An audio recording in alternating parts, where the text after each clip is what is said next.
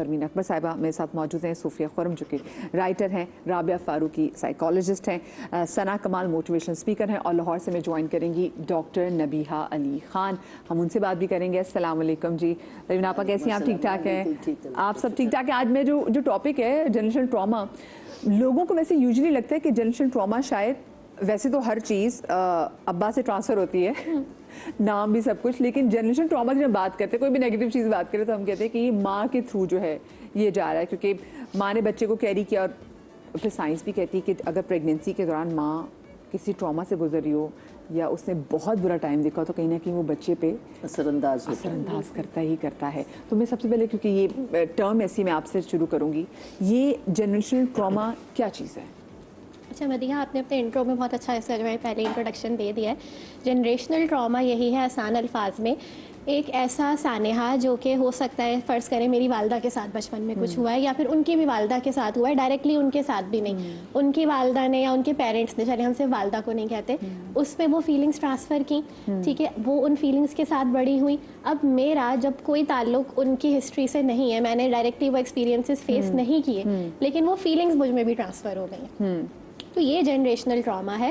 हो सकता है कि आपने ज़ाती तौर पर ख़ुद कोई चीज़ एक्सपीरियंस नहीं की, कोई ट्रॉमेटिक इवेंट एक्सपीरियंस नहीं किया, but through parents, through family वो चीज़ें आप में ट्रांसफ़र हो रही हैं।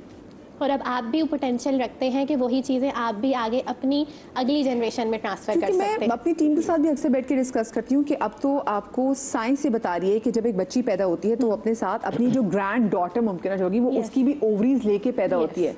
सो इज इट जी, ओवरीज भी क्या एक तरह से मीडियम बनता है कि आपके ऐसे ट्रॉमास को आगे मुंतकिल करने का? नॉट जस्ट ओवरीज, हम सारी जेनेटिक्स उसकी बात कर सकते हैं। ट्रॉमा रिसर्च ये सजेस्ट करती है कि ट्रॉमा जो है वो जेनेटिकली ऑल्टर कर देता है, आपके जीन एक्सप्रेशन को चेंज करता है। तो एक शख्स जो क्रॉनिकली स्ट्रेस में रह रहा है उसके जीन्स में वो चीज़ आएगी जो कि आगे वाली नस्लों में जीन्स के थ्रू ट्रांसफ़र होगी। अच्छा, अब उससे होता क्या है, ज़रूरी नहीं है कि जो एक बच्चा पैदा हो रहा है इस तरह के पेरेंट्स के साथ जो कि लेट्स से क्रॉनिक स्ट्रेस में रहते थे, कि वो भी वो सारी प्रॉब्लम्स फेस करेगा जो पेरेंट्स ने फेस की हैं, लेकिन वो वल्नरेबल जरूर होगा।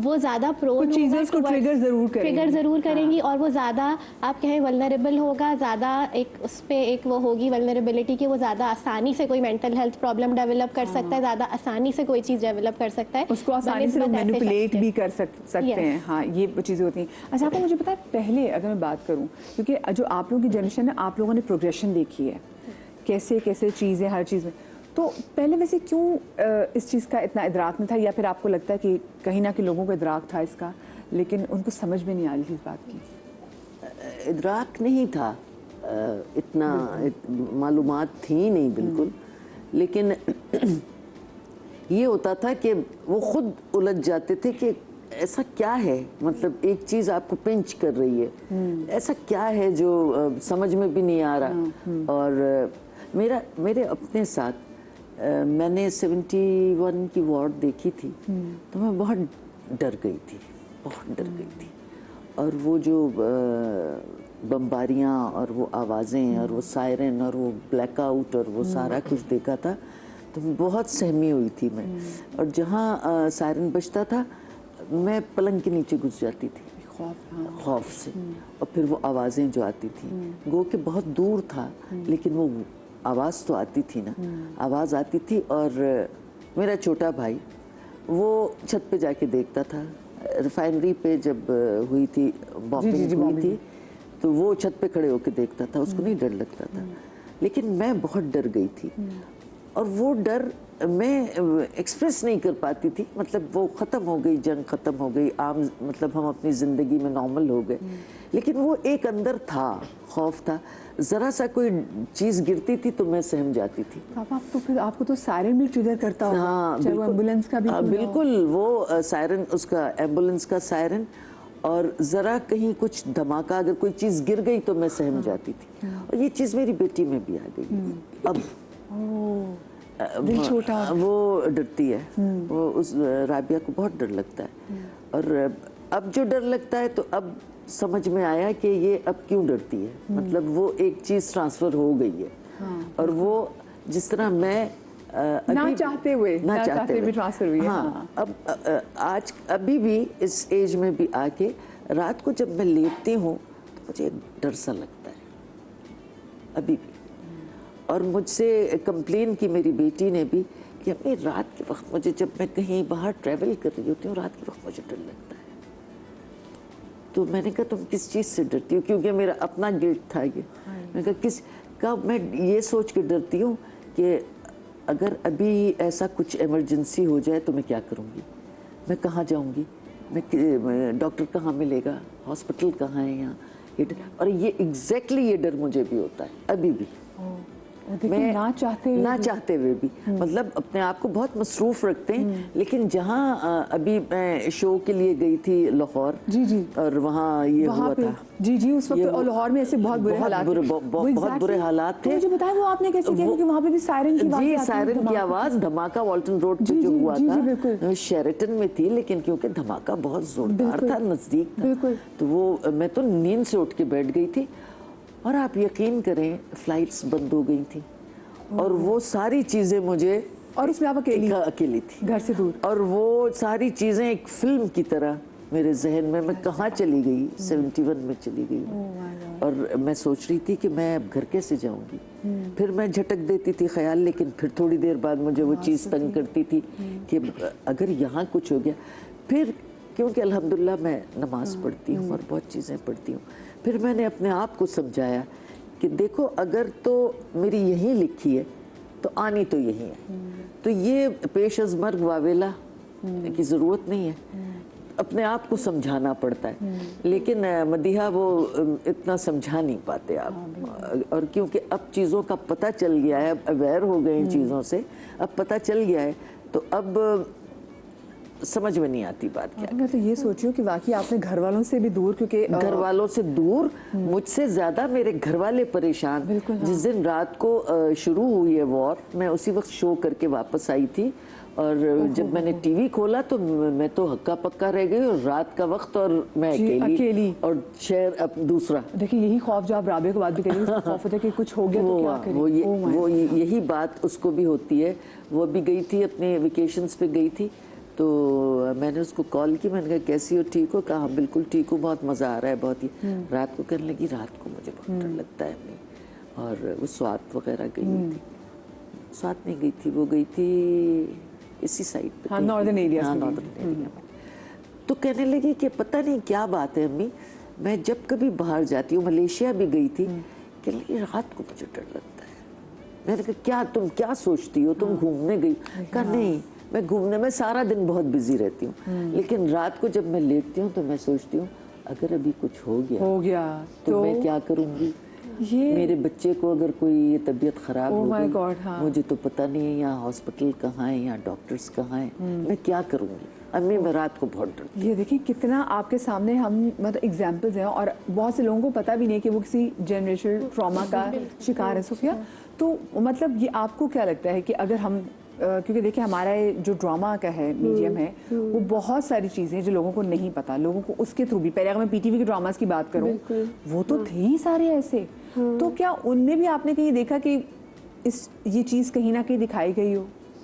हाँ, ड्रामों के थ्रू बिल्कुल, मेरी बिल्कुल यही ऑब्जर्वेशन है कि स्टोरीज़ के थ्रू अब तो ज़्यादा डिलीवर करने की कोशिश की जा रही है ऑडियंस में कि कैसे चीज़ कन्वर्ट होती है। बेसिकली जो जनरेशनल ट्रॉमा जो मुझे समझ में आता है, मुझे लगता है हमारे रवैयों के थ्रू ट्रांसफ़र हो जाता है।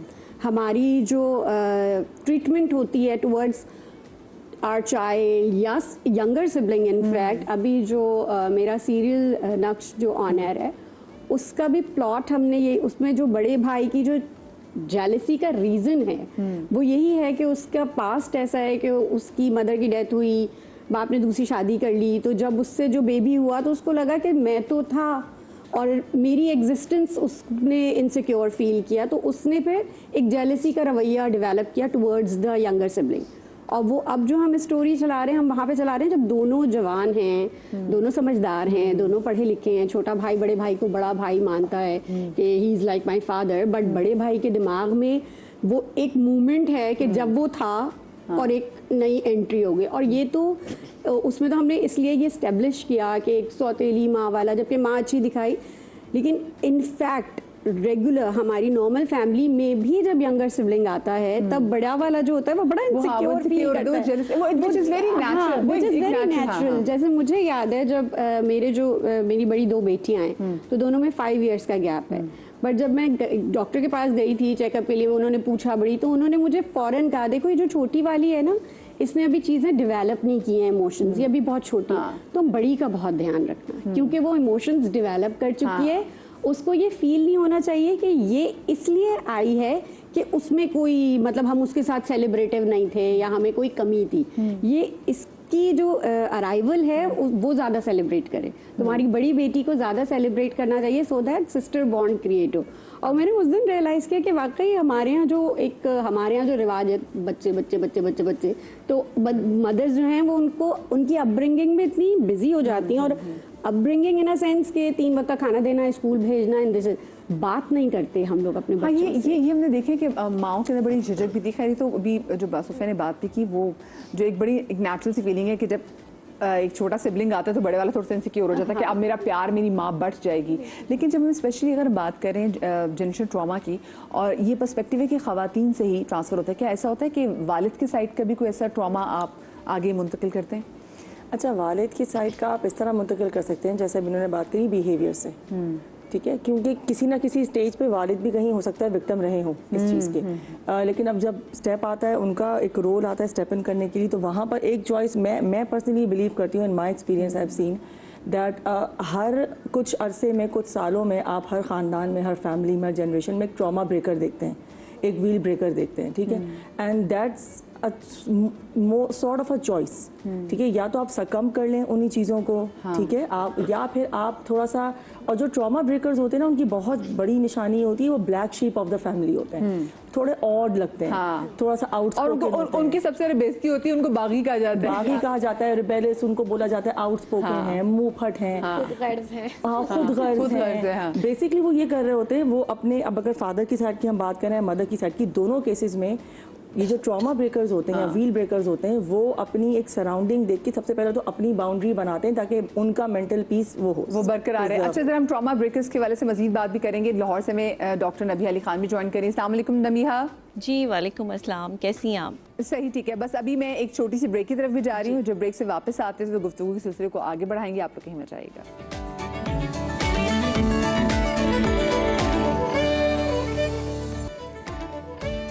जी, ब्रेक के बाद हम आपको एक बार फिर से खुश आमदीद कहते हैं। आज